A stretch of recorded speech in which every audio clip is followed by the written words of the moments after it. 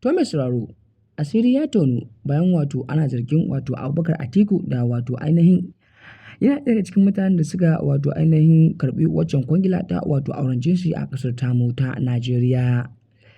Idan ba za ku manta ba a kwanakin baya ko in ce shekarun baya da ya fito neman takara ya tabbatar da cewa idan ya ainihin ci mulkinsa ko idan ya kawo kujerarsa ta president zai ainihin tabbatar da wannan lamari na auren jinsi.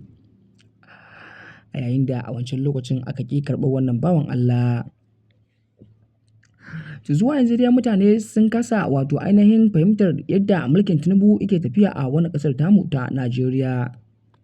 Yayin da a kwanakin baya ana tunanin wannan bawan Allah Bola Ahmed Tinubu ya karɓo wata kwangila daga ƙasar Germany domin ya ainihin sa hannunsa domin halatta auren jinsi a ƙasar tamu ta Najeriya wa iyazu billahi. Yayin da mutane suka fito suna ta maganganu a kan wannan batu na sa hannu a kan wannan takarda, ya za a ce ƙasa kamar ta Najeriya an shigo da wannan abubuwa marasa daɗi haka. Domin sauraro muna tare cikakken bidiyon a cikin wancan namu mai albarka mai suna tushen Hausa. Da Allah idan ka san wannan shine zuwanka na farko ka danna mana subscribe kana ka danna mana alamar ta ƙararrawa. Domin hakan shi ne baka damar samun labaranmu da kuma zafafa da zarar mun ɗora. Mun gode da kallon wannan channel namu mai albarka mai suna tushen Hausa. To assalamu alaikum wa rahmatullahi ta'ala barakatun barkanmu da sake kasancewa da mu da ku a cikin wannan rana mai albarka. Labarai da su kamar dai kullum yadda muka saba kawo muku zafafan labarai. So yau a wannan channel namu naku mai albarka mai suna tushen Hausa ya leƙo wani zafin batu da yake ta trending a kan social media. Kan batun shugaban ƙasa Ahmad Bola Tinubu da Atiku Abubakar shahararren ɗan kasuwan nan.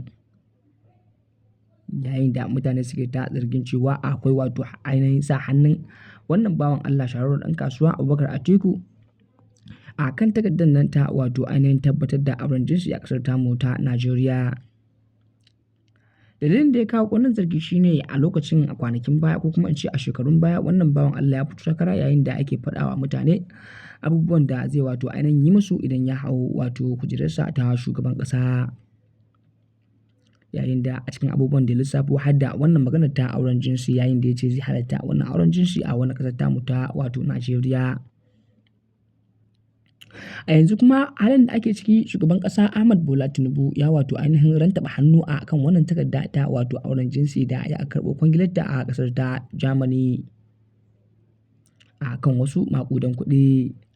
Yayin da bayan tuntuɓarsa da aka yi ya tabbatar wa duniya cewa shi fa bai sa hannu a kan wannan takardar ba. Yayin da ɗazu ne da ranar Allah ina tafiya daga wata garin Sokoto ne ko Yobe ita ma ta yi auren jinsi wasu mata guda biyu.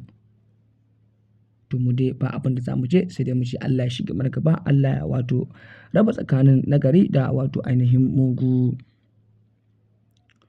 To da ƙarshe dai anan za mu kawo ƙarshen shirin namu na yau a cikin wancan namu mai albarka mai suna tushen Hausa.